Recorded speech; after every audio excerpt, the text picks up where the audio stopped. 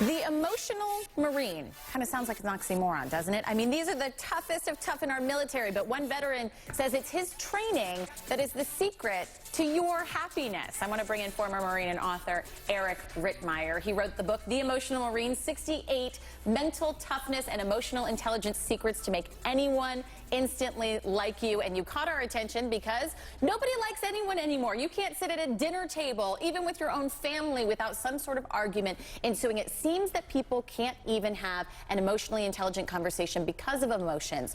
What advice do you give to people when you go out there? We have to learn to suspend our disbeliefs. We can't communicate anymore because we're so charged by emotion. I refer to it as being drunk in emotion. People become so overcome in emotion they can't think logically.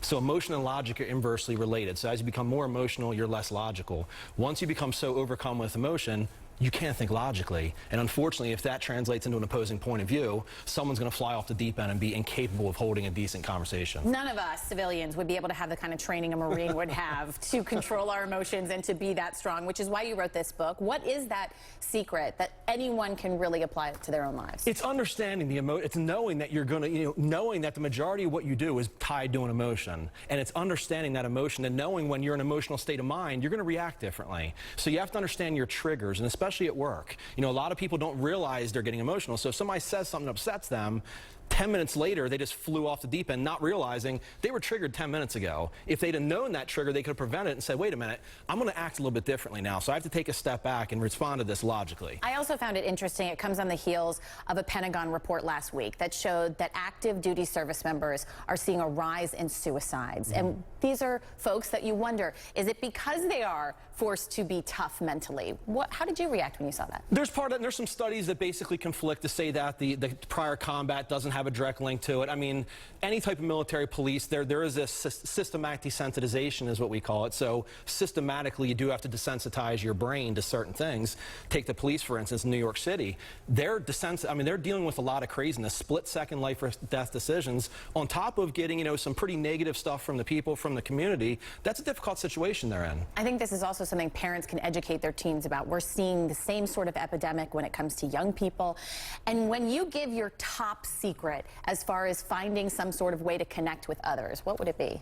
Top secret is understanding an opposing point of view. And I have 2 teenage daughters, so you want to talk about a crash course in mental toughness. Yes, you're right, I'm wrong, I'm sorry.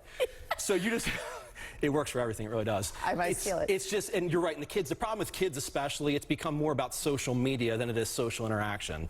They're tied to this, they don't understand how to control the emotion, they go through school, they memorize, regurgitate, they get thrown out in the workforce, somebody says something wrong to them, they fly off the deep end because they just got their feelings hurt. They don't know how to express those emotions. Something else that you said to me that struck me is, no one really cares about facts anymore. It doesn't matter whether or not something can be even proven with those facts. The minute I produce a fact that conflicts with the belief you have, you fly off the deep end. So I produce a fact that conflicts with the belief you have, and instead of taking that and digesting that and looking at it from an objective reality standpoint, we fly off the deep end. How dare you give me a fact that conflicts with the belief I have? My great aunt's sister's brother's hairstylist told me about that when she was drunk at the Christmas party. It's insane, but they're drunk in emotion. All their beliefs are tied to this emotion with no logic. So we've all been there, and we've been in those arguments with those types of people. Yes. How do you deal with those people? Do you just walk away? That's a combination of things. So obviously, if it's a personal relationship, it's okay to walk away from some friendships. If some people are toxic, you got to walk away from them. At work, sometimes you don't have the luxury of walking away. There, the advice is know the trigger. Understand when that person's going to say something that's going to upset you, and just understand that you are going to respond differently when you're emotional. It's such great advice and something that we all need desperately right now. Coming up on Thanksgiving, now you know. Eric Rittmeyer, thank you so much, making it a lot easier for folks. In your book, The Emotional Marine is out now. Thanks for being with us. I appreciate you having me. Thank you. Well, ahead, 2 big Hollywood celebs